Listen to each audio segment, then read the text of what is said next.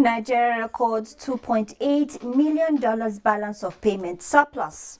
Jumia Africa e-commerce platform files with SEC to raise up to $100 million in an initial public offering, plus commodities on jumbo ride at the international market over Brexit. The program is Business Express, reaching you from the network service of the Nigerian Television Authority. I am Amina Nujain. Welcome.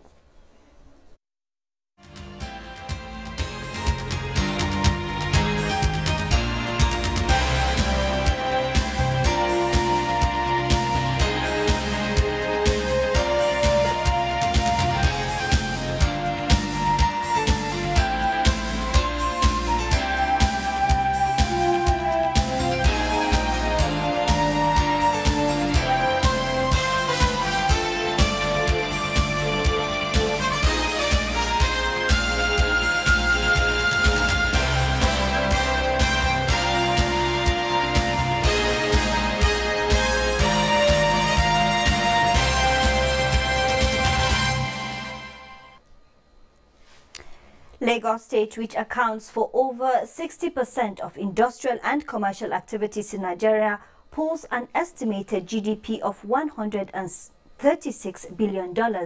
That is why it is referred to as the nation's commercial nerve center. Abolade Salami takes a look at various activities that makes the state economies robust. Since its creation on May 27, 1967, Nigeria's former capital, Lagos, has been the economic hub in the country and the West African sub-region. The city, with a GDP estimate of $136 billion, generates over 75% of its revenue independent of federal government grants. With a population of over 20 million people, it is projected that the state's economy will continue to grow. This is an affirmation of the recent 4% economic growth projected by the International Monetary Fund, IMF. So Lagos indeed is an economy that has grown, that is still growing, that is a major force, not only within West Africa, not only in Africa, globally. And gradually, through Lagos, Nigeria is becoming the financial hub of Africa. Lagos is a port city, and generally, globally, port cities are natural commercial centers. The two biggest ports in the country are in Lagos. They are Apapa Port and the Tinkan Island Port. And the volume of international trade activities that comes through these ports accounts for close to 70% of total international trade. The state, which handles over 80% of the country's imports, houses headquarters of most financial and global oil companies. Lagos boasts of representation of all the key sectors of the economy of Nigeria. All the prime movers of the Nigerian economy are well represented and well on ground in Lagos. We talk about industry and commerce. We look at the various sectors of the Nigerian economy. Lagos is well ahead. Financial experts say with the operation of over 70% of industrial and commercial activities, alongside human capital development, the state will remain the country's gateway to development. Thank you, Abolade. The world observes the month of March as the month of women to celebrate their contributions to the social, political, and economic sectors of the society. We have in the studio Ijeoma Ogbonebo. She is the chairperson, Women Accountants of Nigeria, Abuja chapter, to talk about women and the economy. It's good to have you on the program. As we celebrate women in the month of March, what would you say the place of women is in the economic sphere of, say, any economy? 8th of March every year has been laid down to celebrate women internationally. And to answer your question, the role of women in the economy of nations all over the world has grossly been underrated. women in the past used to be dependent on their spouses or their families, and they've been majorly occupied with the role of child rearing and ensuring that the family is a continuum over the years. But recently, we've also observed that the contribution of women to the economy of nations has become very significant. So I can stand to tell you that women have actually become very significant participants in the economic venture of most nations. Okay, you're talking about the significant role women play in the society. Yes. Now, would you say that there is a gender gap in the roles individuals play in any society? And if this gap does exist, Yes. can it be bridged? Yes, there's a gender gap. The gender gap is very evident in the issues of in the economic roles, the opportunities that are available to both the men and the women, the educational attainments, the health, the political opportunities. Now you're talking about, let me come in here a little Okay. bit. You're talking about education. Yes. Does education have anything to do with, say, wealth creation or the role women play in the Yes, economic it has sphere? everything to do with the role of women in the economic sphere. But the question you asked initially is that is there a gap? Yes. And I want to tell you there is a gap. But the good news is that the gap is closing in. Women are coming out more to participate. The gap, for instance, there's a recent study in the area of artificial intelligence, the gap between men and women who participate in that is technological embracing the technology and artificial intelligence. And all over the world, we are seeing about 22% of women participating in artificial intelligence. That is just an example of the areas where we need to see the gap. The gap is there. It has always been existing, but the good news is that the gap is gradually closing in. Women are no more behind, What is but closing? they've not been able to catch up with the men. So what's closing that gap?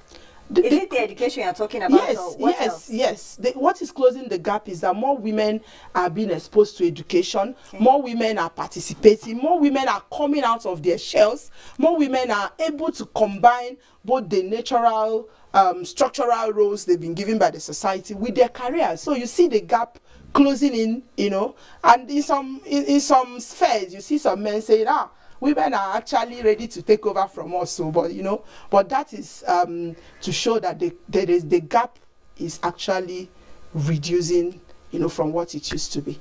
Now, there is an argument, say in the Western world, for instance, that a man and a woman who do the same job probably don't earn the same salary. Yes. Would you say that lag, that space, that gap in earnings, male and female, Yes. is it something that is applicable, say, to the Nigerian situation? In the Nigerian situation, it is applicable to an extent. In the public service, there is no disparity in payment. Everybody who is at the same level everywhere earn the same thing. At least I can say that from my own establishment where I work. But when you go to the larger society, maybe the informal sector, the resources available to women is still far below what is available to the men. Internationally too, even in American economy, you find out that an average woman needs to work extra 3.5 months to meet up with the yearly income of a man on the same level with him. So that disparity in income still exists.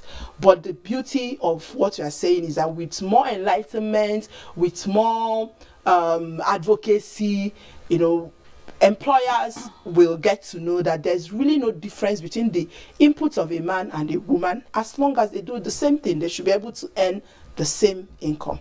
So would you then agree that a woman, for instance, for argument purpose, Yes. needs to work double hard Yes, I than agree. what her male Absolutely, counterparts absolutely. for the same thing? Yes, absolutely. You see, for some of us who are public servants, a woman needs to work almost 3 times harder than a man to be noticed in the office. Why? Because the natural role endowed to the woman of going to have children, getting pregnant, raising children, will always keep the woman behind, because she has to go on maternity leave.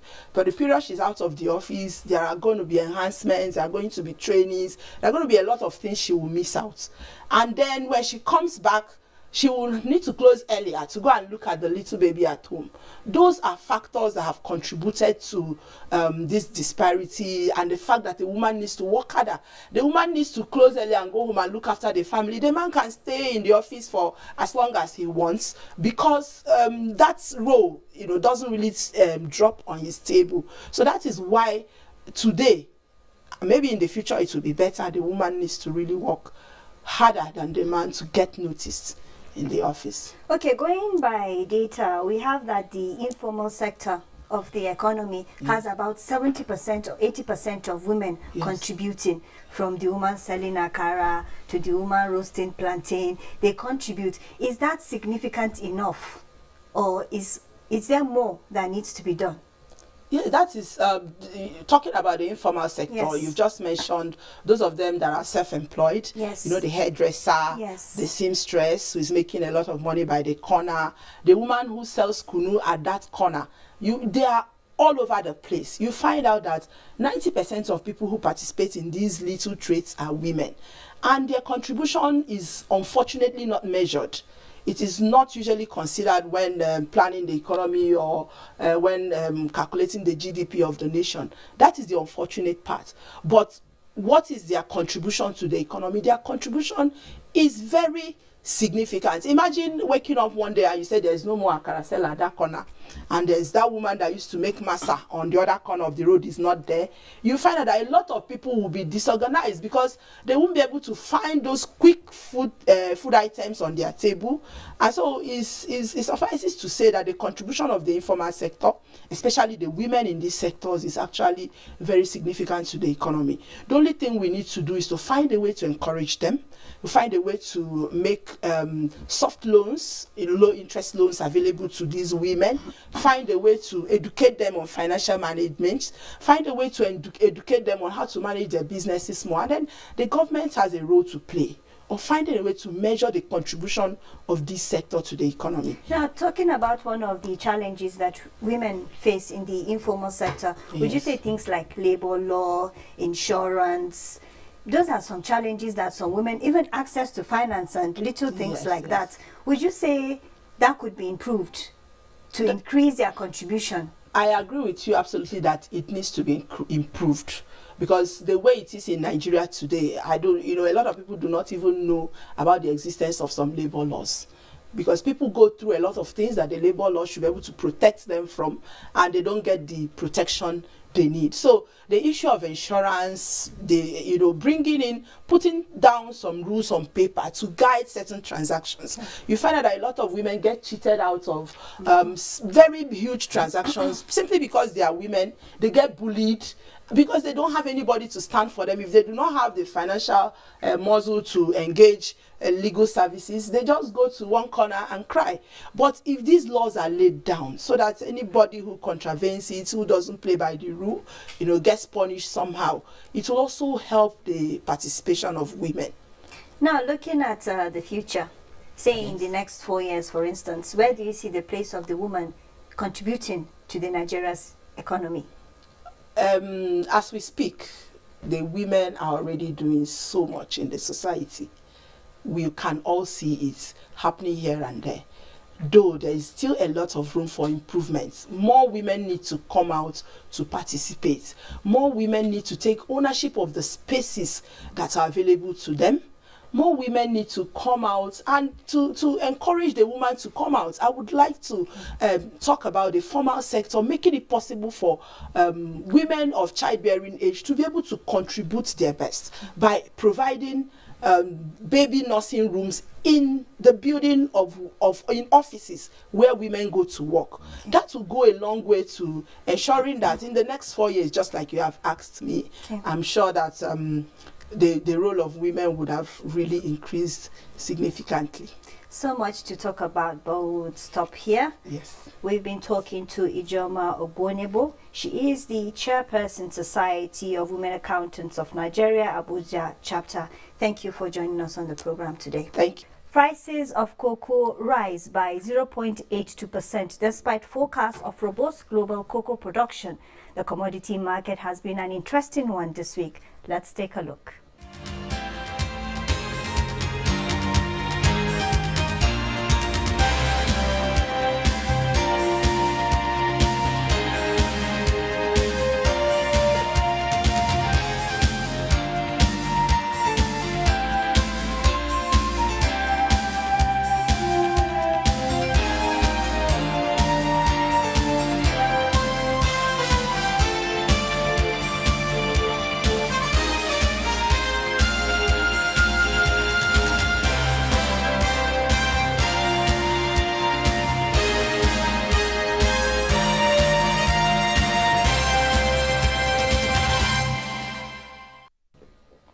Central Bank of Nigeria in its fourth quarter 2018 report shows that Nigeria's provisional balance of payment, which was in deficit in the third quarter of 2018, recorded a surplus of $2.8 million in the last quarter of 2018.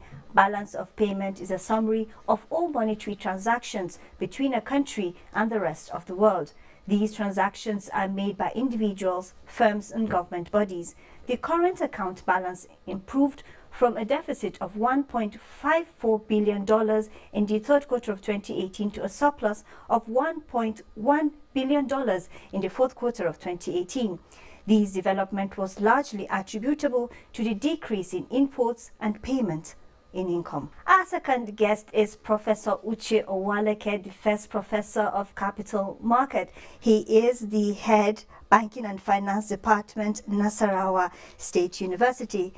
Always a pleasure to have you. Thank you, Amina. Thanks for inviting me. Now, looking at the review of the current administration in the last 4 years, it's not complete without talking about central bank, from the various forex interventions, Anchor Borrowers Program, and a lot of other things like that. Now, let's look at the entire economy alongside the global outlook from 2015 to now. What would you say? Yeah, you will recall, Amina, that the global economy was more or less turbulent in 2015. We'd also recall, particularly mid-2014. Before then, oil price, you know, this is an economy that depends so much on oil. Oil price was in excess of $100 per barrel. But thereafter, the price of oil fell. The price of oil fell drastically on the back of increased supply. A good number of countries, started producing oil in commercial quantities. There was also the threat, the major threat from the U.S. shale oil, and this was also happening amidst weakening, global growth, GDP growth. So the demand, was weak, and so commodity prices fell. Now, commodity prices fell, and that affected economies, particularly, commodity-dependent economies such as Nigeria. Now, the drop in oil price, the drop in revenue, okay, made it difficult for the central bank to grow reserves. So that affected our reserves. As a matter of fact, sometime in October 2016, reserves fell to as low as $23 billion. Okay, and you also recall that as at that time, even state governments, a lot of state governments couldn't pay salary because revenue fell. Okay, so the drop in reserves affected, as I said, the ability of the central bank to intervene in the forex market, and so that also affected the exchange rate. So exchange rate was high, the reserves were poor, and a number of banks too that were exposed to the oil sector, more like had their fingers burnt. Okay, they were carrying huge non-performing loans. So prudential ratios in the banking sector deteriorated, especially the non-performing loans. Non-performing loans rose. Okay, so these were the kind of a situation that we had. Prevailing circumstances about the time MFLA, the current governor of central bank, came into office, and of course you recall that in the first quarter of 2016, the economy, went into recession. That's actually my next question. Yes. Despite our experiences with the recession, the central bank did intervene. Would you describe that intervention as apt and adequate? Yes. I mean, you see, the story of our exit from recession, the economy exited recession about the second quarter of 2017, and the story of our exit from recession cannot be complete without mentioning the significant role that the central bank, played. Again, coming from history that I was tracing, you see, the central bank tried to manage the little reserves that we had, up to the point that in April 2017, okay, devaluation was tried in November 2014. In February 2015, the central bank, I recall, shut down the retail and wholesale Dutch auction windows, but the forex crisis, continued until April 2017, when the central bank introduced the investors and exporters window. So that kind of helped, a lot of foreign inflows again, and also helped us to, grow reserves. So the demand management strategies too of the central bank contributed in the growth in the reserves, as well as stability in the foreign the exchange rate. And that's talking about the restriction the central bank introduced with regard to 41 items. Yes. Okay, and so the list is increasing every day. Yes, we are getting 43 now, about to introduce textile, because what that did, was to help the central bank conserve forex. Okay, and as we speak, of course, import bills, have dropped considerably. So the introduction of the investors exporters windows helped the central bank to stabilize the forex market. So today we have stability in exchange rate, largely. So in terms of macroeconomic stability, which of course is what the ERGP talks about. Okay, the central bank has contributed a lot in ensuring that we have macroeconomic stability. Look at inflation rate, for example. Inflation rate has decelerated considerably. It used to be 18.72 in January 2017. Okay. Today we are talking about 11.37%. So inflation rate is trending downwards. Exchange rate has stabilized. There is accretion, to foreign reserves. And again, you also have interventions of the central bank in some sectors, of the economy. Talking about more interventions, yes, the Anchor Borrowers Program comes to mind. That's correct. What would the 4 years now into the Anchor Borrowers Program, yes, what would the takeaway lessons be? Yes, you just mentioned it. For me, it's the flagship of all those interventions. We have so many other interventions like agricultural, credit guarantee scheme, the 20 billion, SME fund. But the Anchor Borrowers Program, has stood out. And if you also notice, part of the campaigns that the current the APC government did was majorly based on the Anchor Borrowers Program. Okay, because that has largely been successful. And it's one program that is focusing on rice. What's the story of rice production today? The rice production has increased considerably to the point where we no longer import as much rice as we used to do. Import bills for rice, has dropped considerably, and also that has also led to increase in job opportunities, in the agricultural space. If you look at our GDP figures today, we have is there a recession? GDP last quarter was 2.38%. Okay, if you disaggregate it, you also see the contribution of agriculture in that area. Some other sectors too, like manufacturing, that are also beginning to pick up. If you really analyze why they are picking up, you will also trace that to interventions that the central bank have made in those areas. In the last 4 years, the naira did sink deeply, calling for devaluation, but the CBN did defend the naira. Do you think they did the right thing? Or should they float it no. Experts are suggesting? Who are those experts that are suggesting? Is it the IMF that is the expert? You see, you have to be very, very careful here when you are dealing with a monocultural economy that depends only on oil, economy that is vulnerable to external shocks. Okay, so in that kind of economy, you can't afford to leave the fate of your currency, domestic currency, at the mercy of market forces, at the mercy of demand and supply. Okay, I've just given you an example. If you have a situation where you have monthly import bills of say $5 billion, and what you get in a month is about $1 billion, you can't say you want to leave your naira at the mercy of market forces. So it's not in the interest of this economy to float the naira at this time. Okay, because that will, lead to a whole lot of distortions in the economy. Exchange rate will go up, and that will also feed into, inflation. And don't forget, the primary mandate of the central bank is to maintain monetary and price stability. So if the central bank does that, it will lose it, completely. Okay. We have been talking to Uche Owaleke, the first professor of the capital market. He is also head banking and finance, Nasarawa State University. Thank you for joining us. My pleasure, thanks. Trading ended in the green this Wednesday on the Nigerian Stock Exchange. The OSHA index appreciated by 0.15% to close at 31,360.28, with market capitalization increasing to 11.694 trillion naira. Investors exchanged 377 million shares valued at 2.261 billion naira in 3,273 deals. Bosede Abel has an update of global stocks.